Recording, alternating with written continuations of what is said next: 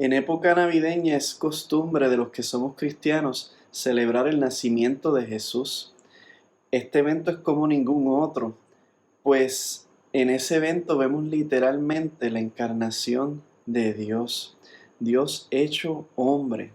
Las canciones de la época lo celebran. Una de mis favoritas dice: Gloria al Verbo encarnado, en humanidad velado. Las implicaciones de esto son monumentales, pero quisiera enfocar tu atención en una cuestión más fundamental y que quizás no se oye mucho. ¿Es esto posible? ¿Puede realmente Dios encarnarse? Algunas personas entienden que no es posible, por lo que descartan el relato bíblico de Jesús como uno mítico. Piensan que la diferencia entre el ser humano y Dios es tan marcada que admitir una encarnación resultaría en contradicciones. Pensemos en los siguientes ejemplos. Dios es eterno, pero el ser humano es temporal. Dios es omnipotente, pero el ser humano es limitado en su fuerza. Dios existe de manera necesaria, pero el ser humano pudo haber no existido. Podemos ver también otros ejemplos considerando la enseñanza bíblica acerca de Jesús y de Dios. Primero, la Biblia enseña que Jesús fue tentado en todo, pero sin pecado. Pero también enseña que Dios no puede ser tentado por el mal. Esto significa que si Jesús es Dios encarnado, entonces Él fue tentado en todo y no puede ser tentado. Esto parece ser una contradicción. En el segundo ejemplo, Jesús crecía en sabiduría, pero Dios es omnisciente. Como en el ejemplo anterior, Jesús siendo encarnado sería omnisciente y no sería omnisciente. Otra aparente contradicción. ¿Qué podemos decir al respecto? ¿Acaso está anclado en una contradicción el cristianismo histórico? Primeramente, es importantísimo para los que queremos afirmar la encarnación no ceder a la acusación de contradicción. Lógicamente, las contradicciones son imposibles. Si admitimos la posibilidad de contradicciones, seríamos incapaces de conocer la verdad acerca de cualquier cosa. Pensemos en los siguientes ejemplos, suponiendo que las contradicciones son posibles. ¿Vivimos en el planeta Tierra? Es obvio que vivimos en el planeta Tierra, pero también vivimos en el planeta Júpiter y en los anillos de Saturno. ¿Eres un ser humano? Sí, claro que soy un ser humano. Además es cierto que no soy un ser humano, sino una diminuta célula bacteriana y a su vez un elfo de la Tierra Media. ¿Dios existe? Sin duda alguna que Dios existe y no existe. Dios creó todo de la nada y la nada creó a Dios. Espero que se pueda apreciar el caos que resulta de admitir las contradicciones. Nadie vive de esa manera. Prácticamente y lógicamente las contradicciones son imposibles. Por esta razón, si la encarnación es una doctrina realmente contradictoria, sería completamente falsa. Como consecuencia, tendríamos que revisar nuestra doctrina de Jesús. No hay otra alternativa. Debemos evitar a toda costa comentarios como: sí, la encarnación es contradictoria, pero es que esto es algo que hay que creerlo por fe. Como si la fe fuese contrario a la razón. Con comentarios así, lamentablemente terminamos espiritualizando la irracionalidad. La fe bíblica no es enemiga de la razón, todo lo contrario. ¿Cómo entonces procedemos ante la objeción de que la encarnación es una doctrina incoherente? Una alternativa válida es admitir que la encarnación es una paradoja o misterio que la razón humana no alcanza a comprender. Esto es muy diferente a admitir una contradicción. Se trata de reconocer que hay cosas en este mundo que simplemente no estamos capacitados para entender. La razón humana es una bendición, pero es un error darle un lugar demasiado enaltecido. En resumen, no es que la encarnación sea contradictoria, es que no podemos entenderla. También tenemos una segunda alternativa. podemos hacer el intento de explicar cómo es posible una encarnación. Lógicamente, todo lo que tenemos que hacer para eliminar una contradicción es presentar, aunque sea una sola manera posible en la que dos puntos en tensión pueden ser verdad sin resultar en una contradicción. Aplicando esto a la encarnación, todo lo que tiene que hacer el creyente es presentar un modelo que permita la unión de una naturaleza divina y una naturaleza humana sin resultar en contradicciones. No se trata de pretender conocer cómo en realidad se dio la encarnación, sino solo una manera posible. Pues si hay una manera posible en la que se puede dar una encarnación, entonces dicha doctrina no es contradictoria. En ciertos aspectos es preferible optar por dedicar esfuerzos a la segunda alternativa. Apelar al misterio y la paradoja puede ser abusado. Si explicamos toda doctrina del cristianismo de esta manera, podría parecer que estamos siendo evasivos a los retos intelectuales a la fe cristiana. Por ende, buscaré en lo que resta explicar cómo una encarnación puede ser posible. Con esta meta en mente es de suma importancia considerar la reflexión que ha hecho la Iglesia en los primeros siglos. Por medio de varios concilios, la Iglesia cristiana tuvo que aclarar la doctrina de Cristo, o sea, cristología, frente a diversos errores de pensamiento. Algunos de estos errores o herejías fueron los siguientes. El arianismo establece que Jesús no es divino, sino la criatura más excelente de toda la creación.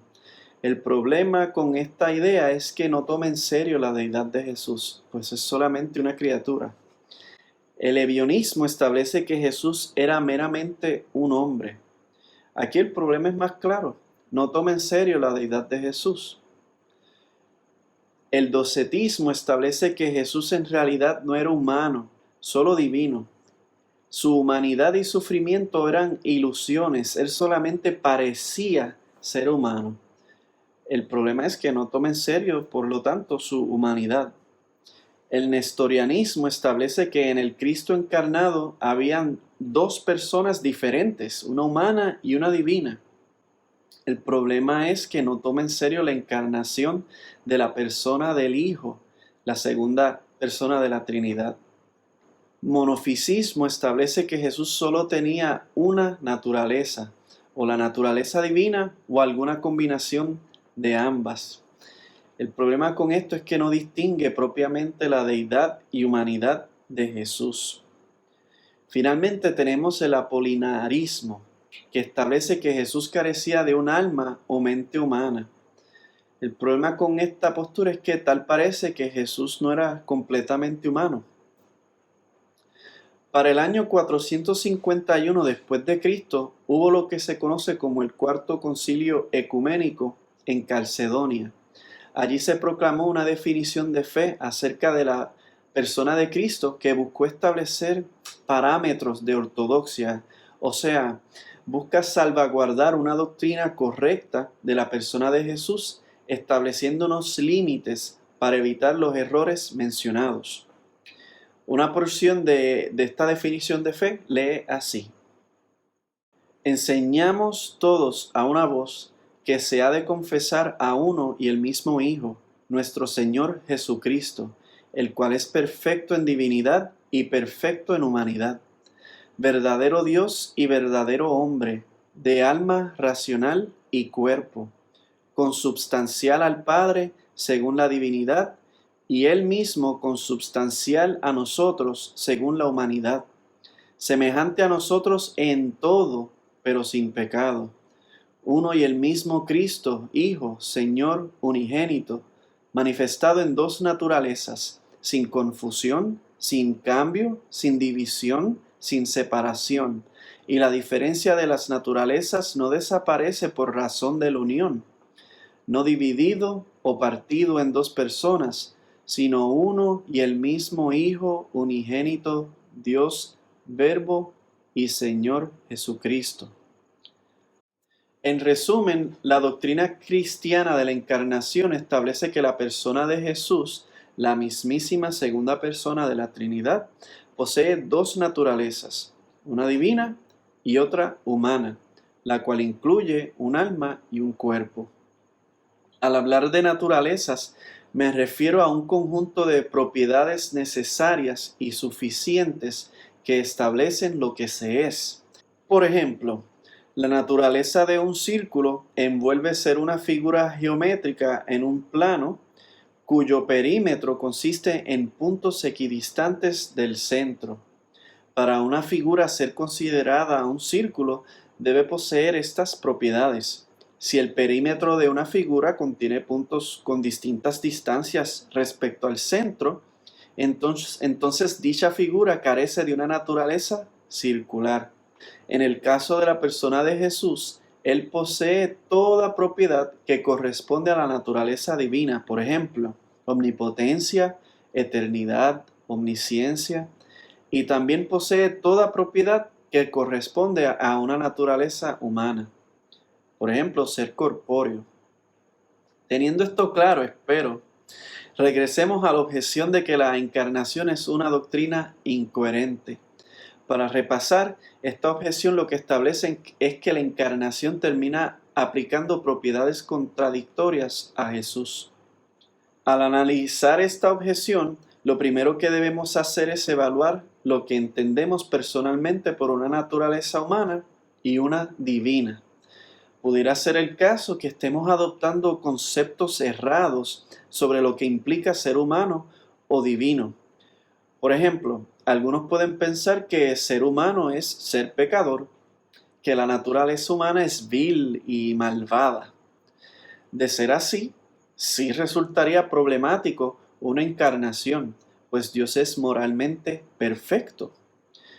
Pero esto no es el caso. Aunque sí nuestra humanidad está corrompida a causa del pecado, esto no es propio de la naturaleza humana. La corrupción moral no es una propiedad necesaria de la naturaleza humana, sino lo que se conoce en filosofía como un accidente o una contingencia. No tiene que ser así. La corrupción moral fue algo que ocurrió en algún momento, pero no es propio de la naturaleza humana. Aunque la corrupción moral es común entre los seres humanos, no es algo esencial de la naturaleza humana. Por lo tanto, podemos decir que Jesús es completamente humano, aunque no sea pecador. ¿Habrán más propiedades que erróneamente estemos asignando a la naturaleza humana que en nuestra mente nos imposibilite la encarnación? Parte del problema lógico de la encarnación se puede disolver de esta manera, clarificando las propiedades que realmente corresponden a cada naturaleza. Segundo, también es importante considerar que aunque Jesús sea más que humano, eso no lo hace menos humano. Asumiendo que no hay contradicciones, el mero hecho de que Jesús sea completamente divino no implica que no pueda ser completamente humano. Pensemos por un momento en delfines, esos hermosos animales acuáticos. Los delfines poseen todas las propiedades esenciales que corresponden a un objeto físico. Pero los delfines no son un objeto físico meramente, como una piedra, digamos. Son más que esto. Los delfines también poseen propiedades que corresponden a un ser viviente. Son completamente físicos, pero son más que un objeto físico. De la misma manera, podemos decir que Jesús es verdaderamente humano, pero no meramente humano, pues también es divino. Nosotros, en cambio, somos meramente o solamente humanos. Pero al fin y al cabo, tanto Jesús como nosotros somos humanos.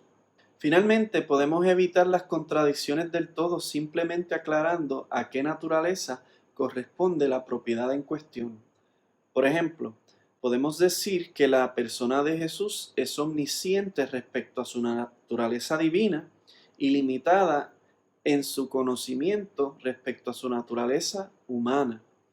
O sea, la manera en que Jesús es omnisciente no es la misma manera en que es limitado en su conocimiento.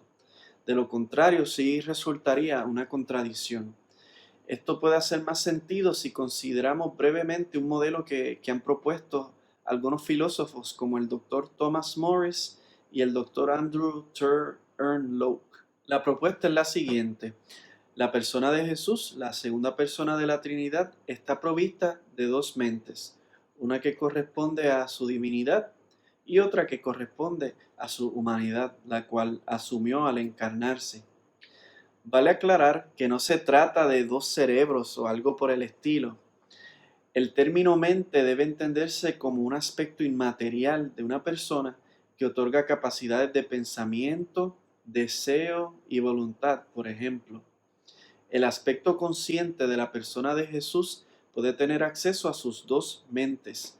Volviendo al tema de la omnisciencia, podemos decir que la mente divina de Jesús es omnisciente y la mente humana de Jesús, al menos en su desarrollo y crecimiento, era limitada en conocimiento. Con el fin de vivir semejante a nosotros, Jesús muy bien podía limitar voluntariamente su acceso a su mente divina, experimentando un proceso educativo y de formación como nosotros. Lo mismo se puede decir de otras propiedades divinas como la omnipotencia.